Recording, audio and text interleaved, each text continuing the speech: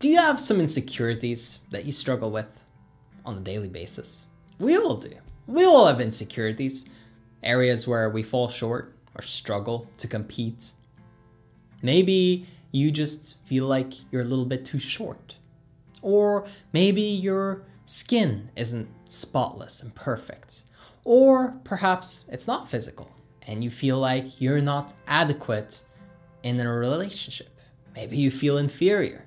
Maybe you feel like you don't have the skill or the competence to serve your customers or your clients. Maybe you struggle with your family and you feel like they don't see you as somebody who's respectable, right? And they look down on you or judge you heavily.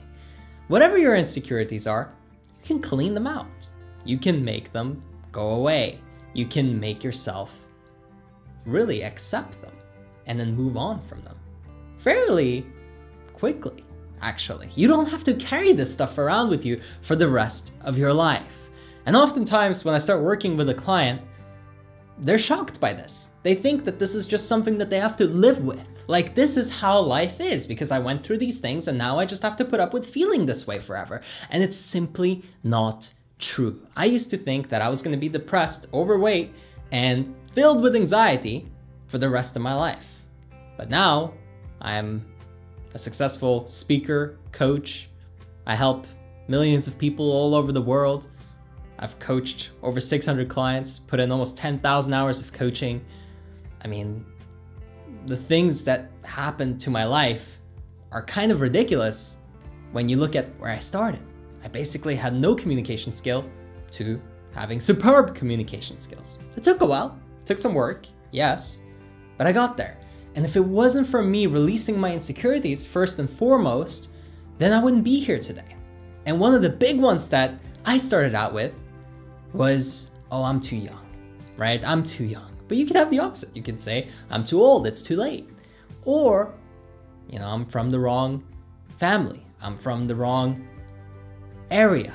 I don't have the right education, whatever it is. For me, it was I'm too young. You know, nobody's gonna listen to me. No one's gonna take me seriously, right? Well, I built a thriving 6-figure coaching business, doing what I love, helping people. And for some reason, I wasn't too young and I was very successful. Well, here's the thing. All those beliefs, all those thoughts are made up, usually first by someone else and then transferred to you. For me, I was hearing, you are too young, from everybody around me.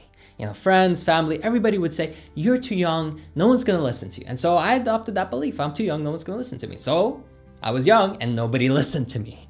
But then I kept working, I focused on polishing my craft and getting good and getting real results for people. And then I started getting compensated very, very, very well. But right before that, I dropped the belief. I just dropped it. And what it looked like was me sitting by myself for a good hour or two and just really feeling that, oh man, I'm too young. No one's gonna listen to me.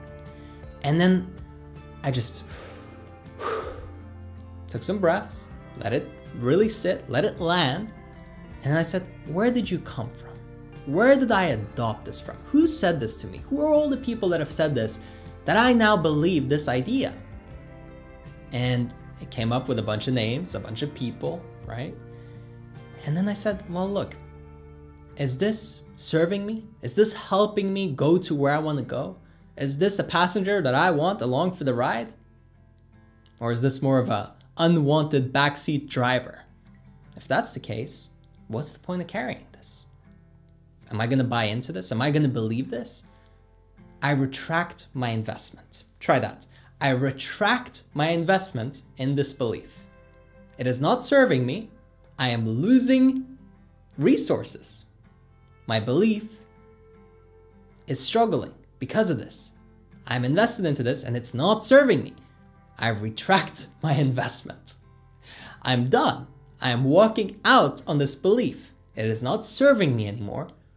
I know where it comes from and it's not useful for where I want to go to. Work that process, be patient, and really let yourself experience that shift that happens. You should feel a slight release physically. Somewhere in your body, that belief has sort of manifested, so to speak. And when you do this process, you'll feel a slight relief. Then if it's still kind of there in the background or there's some leftovers, you can work through it again. You say, okay, where does this come from? Why did I adopt this belief? And is it serving me? What could I replace this with? It's a very powerful question. I replaced it with, because I'm young, more people will listen to me. And guess what? They did. I had speeches that reached millions and millions of people. And I was able to connect with an audience that most motivational speakers at the time couldn't. It was powerful. It was a breakthrough for me. So the thing that I thought was holding me back actually made me more successful. Sometimes you think your looks are bad and they're going to keep you from achieving what you want, when in fact, it might repel what you don't want and attract more of what you do want. Sometimes you believe that because you are new to something, it means that you're not going to be successful at it because you don't have the experience. However, a lot of the time, because you are new, you stumble upon some crazy opportunity that nobody else would find because they're so stuck in their old ways. So because you're new, you see something that other people don't. When I was new in the online marketing industry, when I was just starting my coaching business, I noticed that there was a gap in speakers. And I took that opportunity and I made myself very wealthy and very well known in the space almost instantly. It happened almost overnight. My first motivational speech had like 400,000 or 500,000 views very, very quickly. And there are many that have crossed millions and millions. They're not even on my channel. Other people have posted them and featured them. So the powerful thing here is the beliefs that you have, the ones that you really buy into, you gotta question them.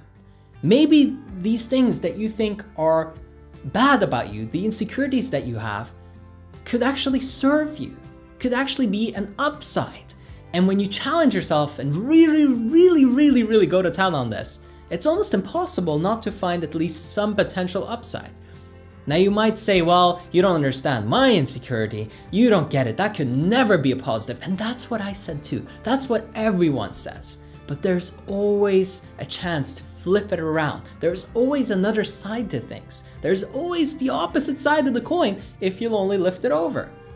Now it takes some patience and it takes some determination for sure. But if you could just go through with this process and give yourself the time that you need, whether that's half an hour, 15 minutes, or even 3 hours. For me, it was about 2 hours the first time. And yes, you will get choked up like I did there. But when you're patient and you work through it, eventually you'll get there. You'll feel a lot of emotions. And even now, thinking back, there's some in there that I can feel when I go back and I really look. But you'll be able to leverage them for you instead of having them work against you.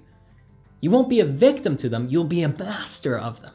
And that's so powerful for you to not to be the victim of your emotions and your insecurities, but rather leverage them and use them as a driving force, as a powerful motivation. Now that's really powerful. That's how you get rid or really recruit your insecurities to work for you. I hope that you enjoyed the video. Make sure that you subscribe and turn on your notification bell so that you don't miss a single upload. And if you'd like to experience a real breakthrough and some massive progress in your life, sign up for coaching. It's in the bottom left of your screen right now. If you click on that, you'll go to my website and you can book a free consultation to get us started.